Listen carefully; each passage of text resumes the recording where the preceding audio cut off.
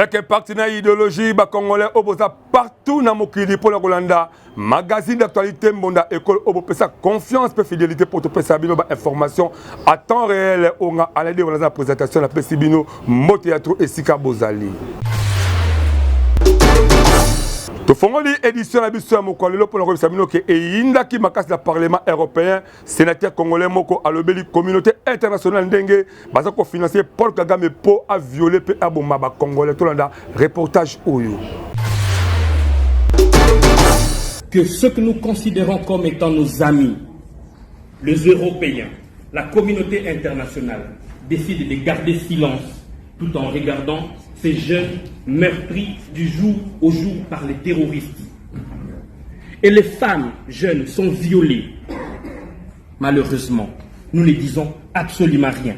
Mona Congo, boye baké débat ezalaki makasi semaine passée, kuna na Parlement européen na Bruxelles, capitale ya Belgique, avec participation il y a quelques parlementaires oyo bautaki à la République démocratique du Congo. Les sénateurs congolais, Mwanambo Kaladi Nyango Tikala, Eli ya province ya Chopo, agangaki makasi, ya ko dénoncer main noire ya communauté internationale, la situation sécuritaire oyo ezako kabola partie est la République démocratique du Congo depuis plus de 10 ans. Nambona naye oyo abetisaki alobi boye. Communauté internationale, bozaba complice.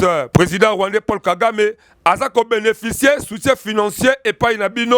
On a constaté la action mabe na est la République démocratique du Congo. Nyonso ezako lekana na ba groupes armés oyo ezako salema na région. Ba terroristes wana bazako utiliser ba violence faite à la femme comme arme pour la déstabiliser biso. Ba violence yango ezako salema na ba territoire oyo ba minerai ezali pe ba minerai yango ils n'ont même pas utilisé la République démocratique du Congo, moins encore en Rwanda. À éclaircir le débat, il y a Kolobake, Soki, Toza Koloba Rwanda, Bokalisateke, Toza Kolobela Rwanda Nyoso. Bino communauté internationale, bozande ko financer Paul Kagame. Ezade Paul Kagame, wanande azako Zouamandoki, pe kopesa ba groupes armés na ye, oyo bazako violer ba mama na biso. Selon ye, alobike, wana bozako humilier RDCP, boyebi ndenge esalaka soki bazako violer mwasi na yo la présence na yo moko. Asukisi, na kopesa courage na ba mama na biso, ayebisi bango ke bazaba aéroport, et sengeli topesa bango juste valeur. Na titre de rappel, boyeba ke na 2022, ba rapport internationaux et belé surtout, yaba expert ya Nations Unies, et la kisa avec ma preuve bien documentée, en image et na support vidéo, oyo ezako la kisa, soutien à Rwanda, na ba terroriste ya M23, oyo bazako salamo boulou na Est, kuna na Nord Kivu. Quelques pays européens et États-Unis, bayebisa même Kigali, abima la rébellion wana pe, atika bituma me, Kigali jusque là, atika la jamais kondima yango biso, tobetisika mbonda. Nini ezakoleka entre Seni na ministère ya intérieur, sécurité et affaires coutumières, tout le commentaire oyo. Ndeko ya Congo, boye bake, tellement baza trop critiqué malgré ba assurance oyo ba pesi, na ba différentes parties prenantes ya processus électoral oyo eza en cours la République démocratique du Congo. Seni azaka kosala nyoso pour avoir confiance et ma partie prenante. Yango na communiqué de presse oyo et salamaki dimanche 2 juillet. Seni azako rappeler que avant tout aza indépendante conformément à l'article 211 de la Constitution de la République démocratique du Congo, puis article 7 il y a loi organique portant fonctionnement et organisation de la CENI telle qu'elle modifiée peut compléter en ce jour.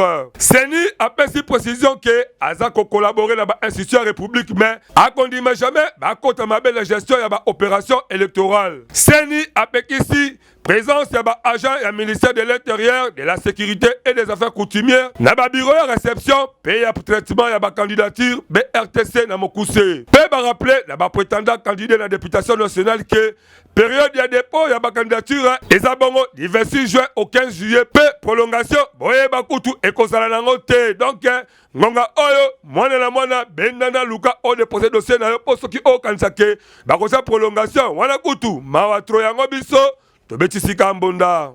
Parti politique à biso peuple topé bepe na mokuse a organiser activité moko pour na ko célébrer 63 ans yali pendant nyosole salamaki avec impact idéologique à l'activité yango à cette qui peut installation il y a ba nouveau secrétaire général adjoint ya parti Medili Kambe mena Wilfried Samba Bazale kuna la compte ya Mbonda École magazine d'actualité.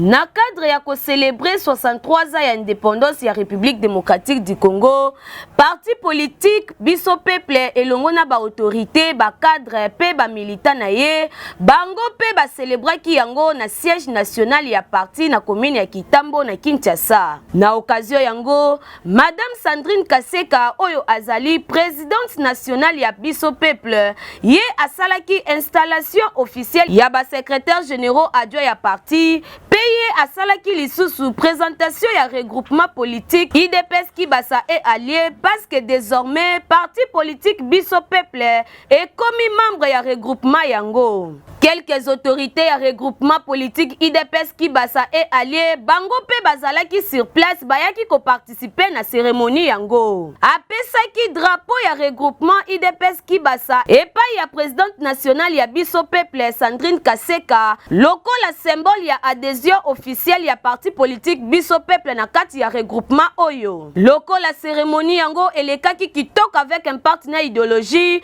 Boyo Kandenge secrétaire général ya parti biso peuple maître Pichulu Koussa na ba secrétaire généraux adjoint mwana mboka Cédric Belio na Obed Bwani ndenge bango babetisaki mbonda liboso ya caméra ya magazine Bonda Ekolo. Mokolo ya lelo eza mokolo munene oyo biso peuple tokanisaki ke tokoki ko fêter indépendance na biso 63 ans ya indépendance na biso moko te tolingai tosala yango elongo na bandeko nyonso ya Lingomba na ba invité oyo bayaki ko accompagner biso.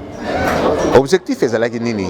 Ezalaki kosala mwa bilan moke po batu bayeba to uti wapi to komi wapi tozali kokende wapi na likambo oyo ya indépendance na biso depuis 63 ans.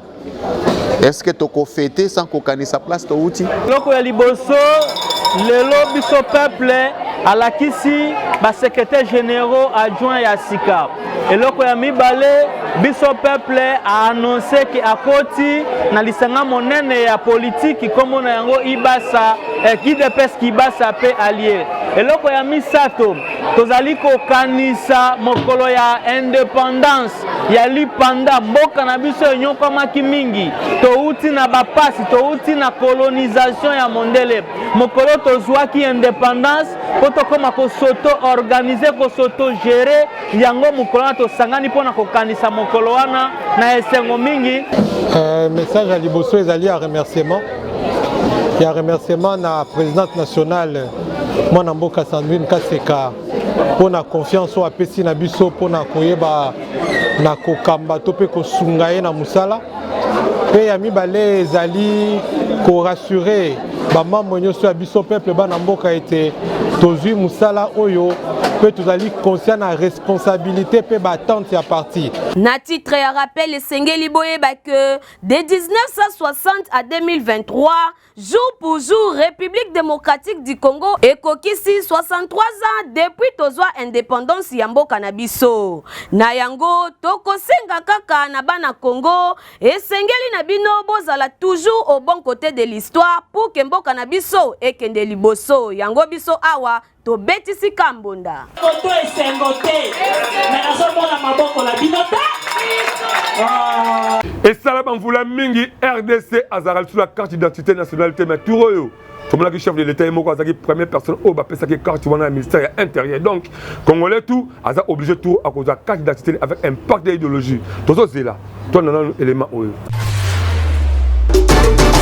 Mana Congo, boye bake na souci à copé ça ba Congolais vraie carte d'identité. Les chefs de l'État fait Tshilombo Tshisekedi a pesi na ONUP ba moyen la politique na ye pour na ko comme sa volonté na ye réalité.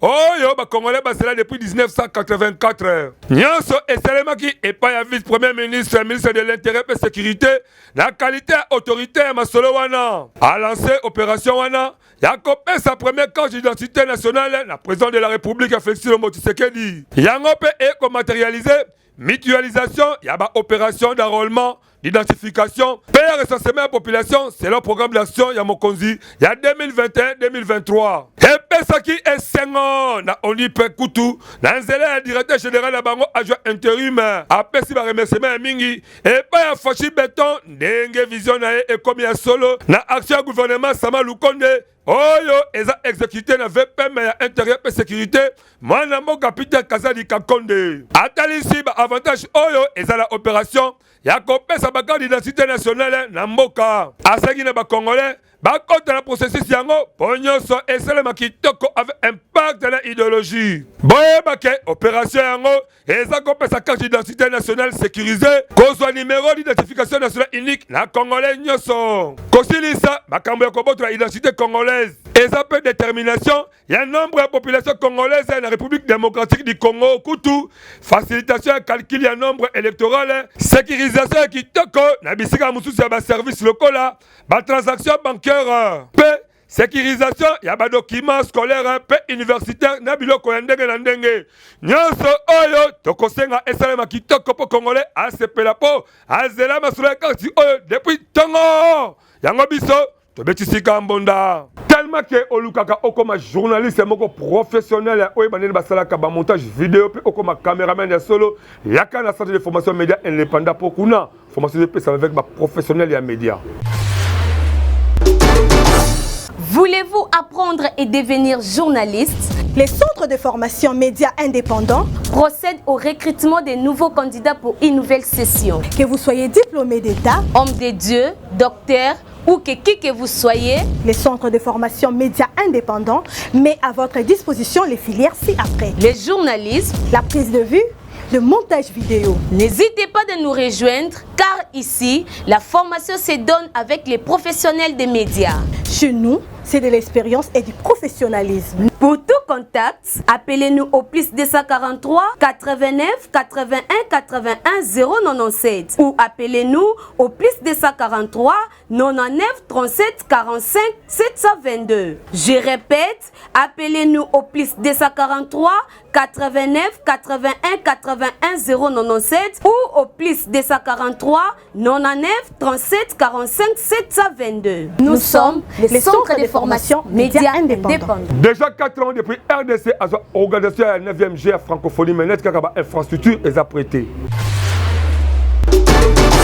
Et sali pasipe somo mwana Congo ya koyoka l'opposant Martin Fayulu na message na ye ya commémoration ya journée ya Lipanda a qualifié mwana mboka Tshilombo Tshisekedi na incompétence pour la organisation ya 9e G de la francophonie. Pour la Martin Fayulu, gouvernement oyo ezu 4 ans pour la organiser ba G la francophonie, mais constat est que 4 semaines etikali ba infrastructure eza prêtité. Yango abengi bango ba incompétent. Yakoyeba eza que ba autorité République démocratique du Congo bazako espérer yakoyamba plus de 3000 jeunes athlètes pe ba artistes oyo bako uta ba pays francophone ebelé. Fédération ya Wallonie Bruxelles pe ya Québec balobi déjà bako participer na événement yango. Gouvernement ya Wallonie Bruxelles a autorisé nombre moko muke pour la raison ya koloba ke ba infrastructure sportive locale exacte na mesure ya ko garantir conditions ya malamu pour na ba athlètes. Donc, à cause de la kaka, na ba événement culturel. Québec ne alongwe mobimba kaka pour la raison wana. Décision wana, ezapé kopé sa coudir et pas organisateur yagé, paye à président de la République, mwana mboka Tshilombo Tshisekedi. Ensuite, le rappel, boye bakeba soleil yango eza prévu le 28 juillet au 6 août. Kutu, premier ministre Sama Lukonde, na ministre ya ba infrastructure pe ministre des sports ba betaki mo tour pour la kota la misala yango ndenge eza kosalema avec impact na idéologie pe ya koyeba eza ke ba rassurer masolo nyonso ekozala kitoko kaka ndenge eza kotambola yango biso tobetisika mbonda. Célestin Kolongo Mukendi a sa marche de santé le 30 juin pour activer bana ki masse ki basa conscientiser ya koyeba ke jeunesse Congo lobby eza na maboko na bango.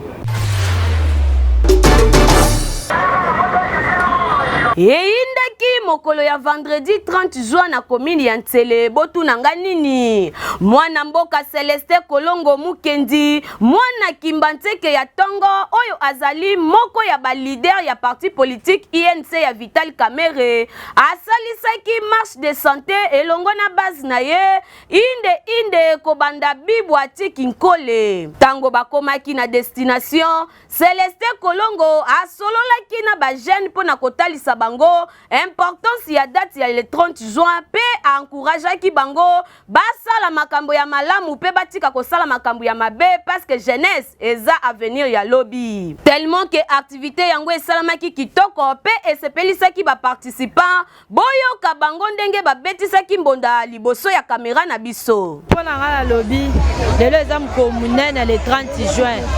Oh papa Celeste Kolongo asali pona biso to sepeli makasi. Aza mwana muke me makambazo sala eza minene mingi nzamba sunga yake nde liboso akamnyoso eleka bien na kombo na Yesu. Lelo nana loba kaka vraiment on a moni et la kisi ka otika l'internet ma donc kanda biso ezaka ye tuki mbanteke en tout cas jour ali pendant mkoto zwaki dipande za lelo mais memi biso na kinkole to eto fete to lie to meli ya bo ezalate ye moko mwana mboka Celeste Kolongo vraiment na Kimbanteke ya solo asepelaki na marche yango boyoka ye pendenge abetisa kimbonda.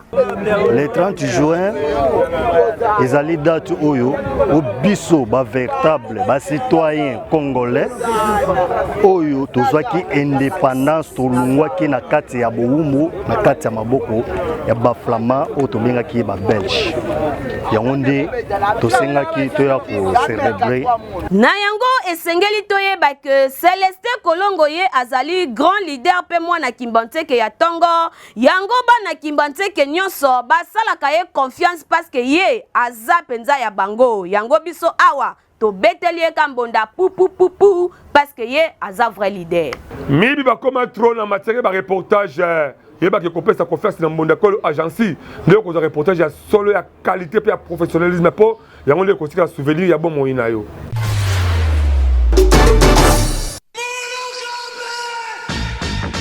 Bana Congo Kinshasa, bana Congo Brazzaville, yo mutu olingaka ba activité na yo eye bana na mokili mobimba. Mbonda ekolo agence epesi bino opportunité ya kosalela bino ba reportage ya kafu. Ezala activité politique, socio-culturelle, économique, religion, sport, conférence. Awa na mbonda ekolo agence ezosalema avec professionnalisme pe eza na prix moko très abordable. Esuki wana te endeko na ngai keba na ba reporter ya muyibi oyo bayaka kozwa ba image pe elekaka nango na télévision te kasi awa na mbonda ekolo agence nyonso ya filmage, modération, réalisation, photoshooting ezosalema avec un partenaire idéologie parce que awa tokanga masolo pena oyo etali image yebake okozwa yango pe ata na format ya YouTube.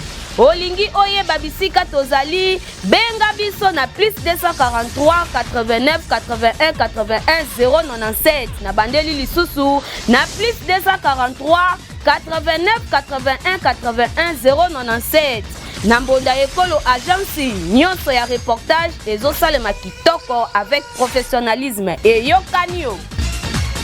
Balider babima trop na commune ya Kimbaseke mais mwana mboka Fabrice Siluvangi oyo azali coordonnateur les amis de Siluvangi azali invité na Asbel Kimbaseke Zwa Maele na commune ya Kimbaseke kaka de manière que après sa idéologie qui toko po na Kimbaseke ba ebake azali seul leader oyo sekeli ba accompagner na 2023.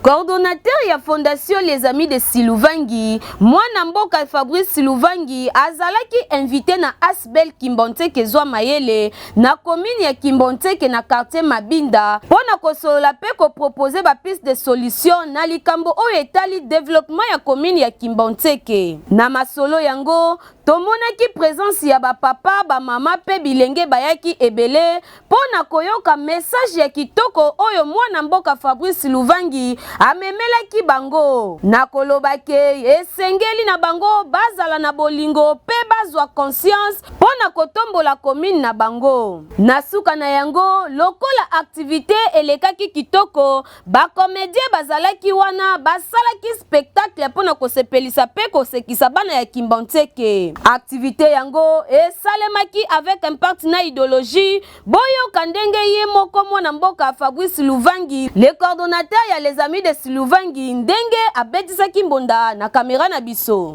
Esengo na ngeza poza lancement ya 46 quartiers ya Kimbanteke na Asbel Zwa Mayele babongisaki ya on a participer. Message na ko lobake. Vous savez mon frère journaliste, ils a passé pour nabiso peuple congolais. Élection eza sociologie. Vous savez mutafana na ngiri azwa ko postuler na Kimbanteke. Et loko wana ezo pesa biso passe. Biso le ba potentiel candidat. Et ça biso passe pour na nini? Ba tâche biso to faciliter yango. Yango na lancer message na population bazwa maele cette facile.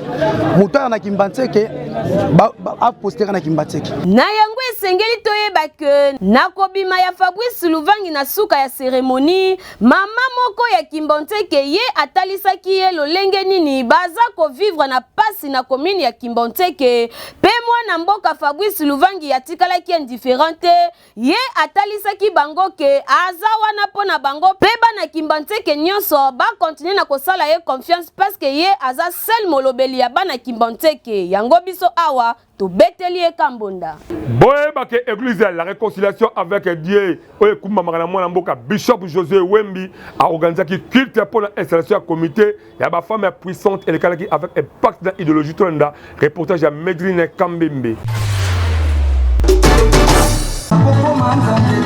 Mokolo ya vendredi 30 juin 2023, Église la réconciliation avec Dieu oyo ekambamaka epai ya ye moko le bishop Josué Wembi oyo ezwami na numéro 12 avenue Liberté na quartier Salongo na commune ya Limete a organisé ki grande matinée moko pona installation ya comité ya ba femme puissante. Kilti yango elekaki kitoko bayembi bayembaki pe babinaki kaka ndenge bozali komona ebongo parole wana kutu kolobate salemaki kitoko elongo na Saint-Esprit. Na suka na yango, le bishop Josué Wembi asalaki présentation pe nomination officielle ya ba mama moko na moko pona kopesa pe kotalisa bango oyo ezali responsabilité na bango na kati ya église. Lokola kiti yango esalamaki kitoko sous l'onction du Saint-Esprit, boyo kandenge ye moko le number 1 l'homme de Dieu le bishop Josué Wembi ndenge abetisaki mbonda liboso ya caméra na biso. Maman Diani Touka et toutes les autres femmes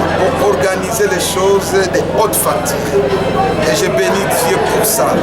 Je bénis Dieu, ce sont des femmes puissantes capables de réaliser beaucoup de choses à la fois avec Dieu. Et je prie même que le gouvernement puisse prendre acte de ce qui vient d'être fait par les femmes. Parce qu'elles peuvent réaliser de grandes choses. Ba mama pe batondisa makine sengo boyo kabango pe ndenge babetisaki mbonda. Responsabilité ça na couche nyonso sakaka pona bato basuli ngolu na tonga lelo te ba installer bango mais ça pona mutu nyonso oyeba kozwa responsabilité na maboka oyeba ko accomplir tâche moko bapesi yo avec fidélité et kozala malamu.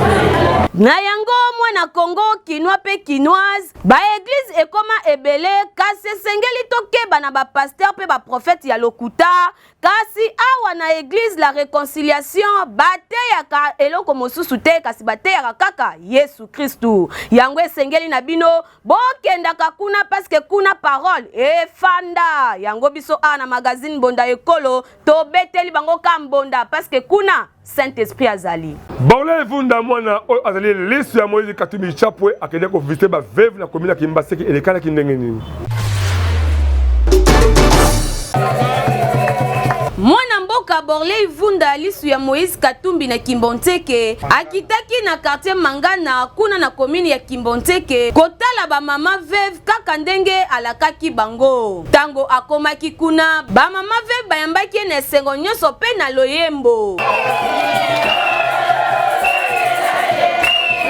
azwaki maloba pe apesaki bango message na ye ya motuya basambelaki elongo pe apesaki bango cadeau na bango pona ko fete fete ya indépendance. Lokola biso magazine Bonda Ekolo liso ya Nzambe tozalaki pe wana sur place boyoka ye moko Borley Vunda liso ya Moïse Katumbi ndenge abetisaki mbonda liboso ya kamera na biso.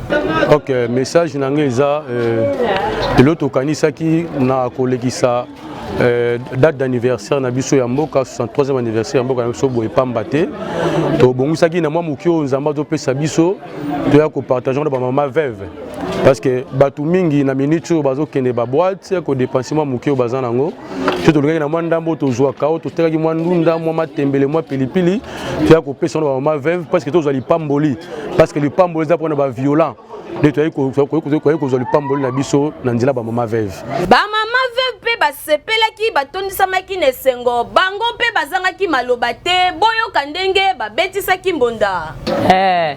En tout cas toza na esengo koleka kotala mokolo na lelo eza mokolo ya indépendance oyo tozalaka na esengo tofetaka fete monene lelo mokolo yango mpe ekomeli biso ekuteli biso mpe na ndako ya tata Nzambe ekuteli biso mpe na mwana na biso papa Vunda liso na biso ya Kimbanseke aye akomi kiti sur le terrain.